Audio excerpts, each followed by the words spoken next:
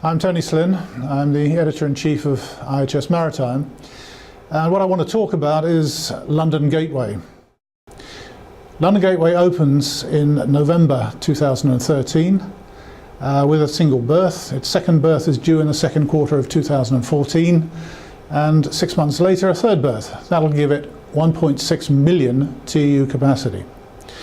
Now, depending on market demand, and I stress market demand, a second phase is planned that'll give it 3.5 million TEU.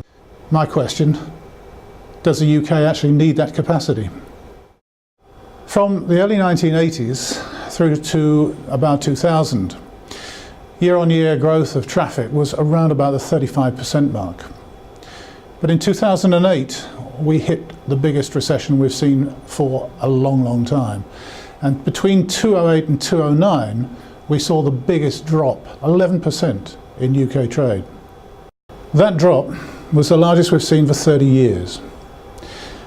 Last year, we saw figures drop by another 4%.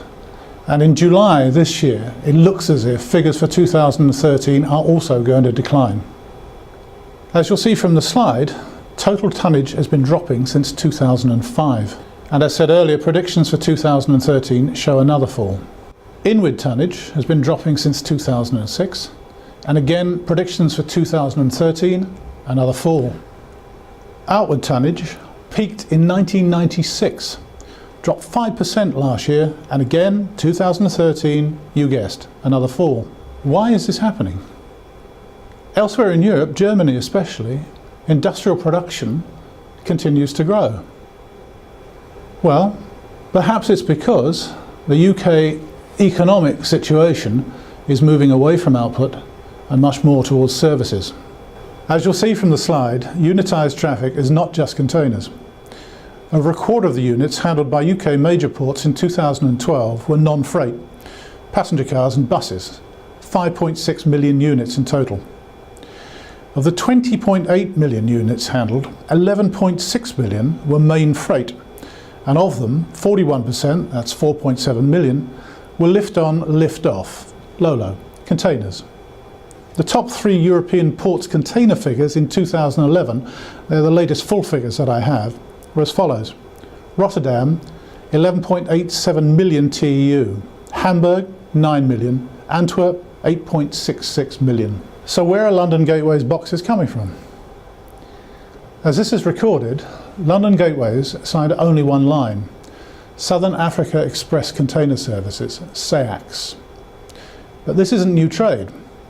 In moving to London Gateway, SAEX has abandoned Tilbury, and that's a decision that surprised many people. Tilbury, the UK's third largest container port, is perfectly capable of handling the 8 ships, typically 4,500 to 5,000 TEU, that SAEX operates.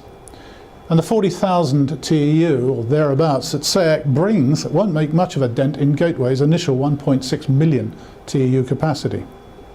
So, does Gateway look to win boxes from Britain's biggest container port, Felixstowe, which handles more than 3.4 million TEU, about 40% of the total?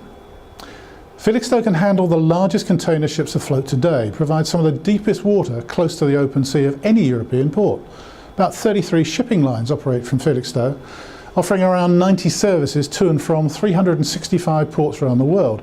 It's an obvious target, but expect operator Hutchison to fight strongly to hold on to its volumes. How about Southampton, the second biggest box port? Well, DP World also operates a container terminal at the port and is currently spending 150 million building a new 500-metre long deepwater quay that will take advantage of extensive dredging. Figures for 2011 were 1.56 million TEU, which was a bit up from the 1.5 million TEU in 2010, but why should DP World Southampton compete with DP World London Gateway?